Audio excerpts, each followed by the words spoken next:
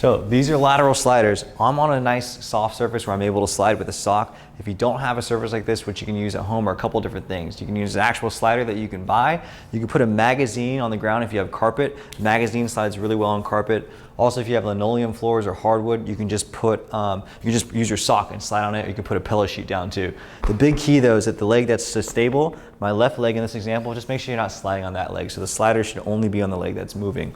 So all my weight's gonna be here. I'm gonna be slowly letting my leg slide out. And on the way back, the key is that I'm gonna try to pull with the inside of my thigh, and I'm gonna try to pull my knee up. And that's how I'm gonna get myself back. I'm not going out and then just sliding my leg back and kind of standing up. I'm physically trying to pull my body back. Think about everything coming in. I'm pulling the inside part of my groin working.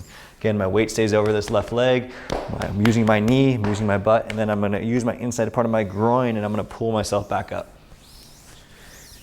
As you get better, you can put less and less weight through this leg, where it's almost like you're on this eggshell here, and I'm just barely tapping.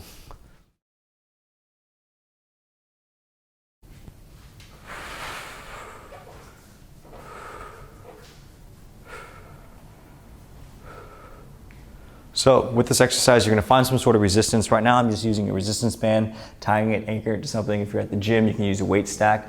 The real goal of this exercise is actually your ability to stay controlled and your core to stay on while you're standing. With this, yes, I'm gonna be moving my leg in and out, and I'm gonna be feeling the muscles on the inside of the thigh working. But the real goal is that you're feeling everything in this leg and your core working to stabilize. So as I'm pulling, I'm not falling and letting the band control me. I'm controlling the band. Staying nice and still here with my core, slowly pushing in like so. And really working on the out, okay? As my leg goes out, I'm really trying to control it. I'm not just letting it whip me back, okay? I'm trying to control the out.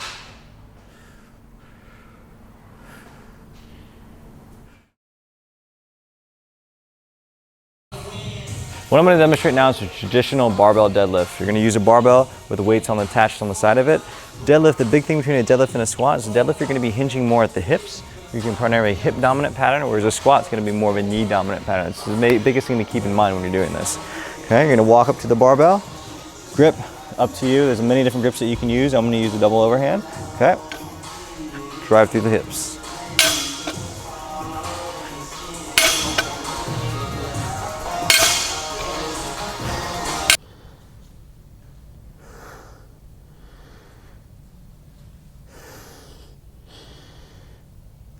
So this is the quadruped rock back. There's a lot of keys in the setup to make sure that you feel the stretch in your adductors. First, you wanna make sure you put your leg out. You'll see people that are all the way out here and they're like, I don't really feel anything. It's because their weight's not actually in the right position. So if you look at my knee here, when you're doing this, you're starting to hit your other adductor, which is okay if that's what you want. But for this, we're gonna go here. You need to keep your weight on this leg and then start to slide your leg out. And that's about as far as I go.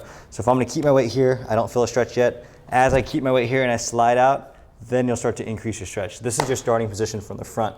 Now, to rock back, you're gonna keep your core nice and engaged, your shoulder strong, and you're gonna be pushing with your hands to rock yourself back. Try not to let yourself come over to the side or too much over, but try to go in a straight line all the way back. And as you rock back, you're gonna feel different parts of your inside of your groin starting to stretch.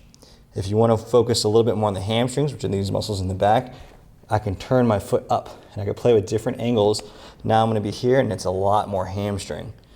Okay, there's another addition you can make if you want. You can add some rotation. So to add some rotation, we're to increase the stretch here. We can be here, I can choose a spot and I can think about driving my arm through, like so. I could rock back a little further, drive my arm through, and now I'm really running out of range.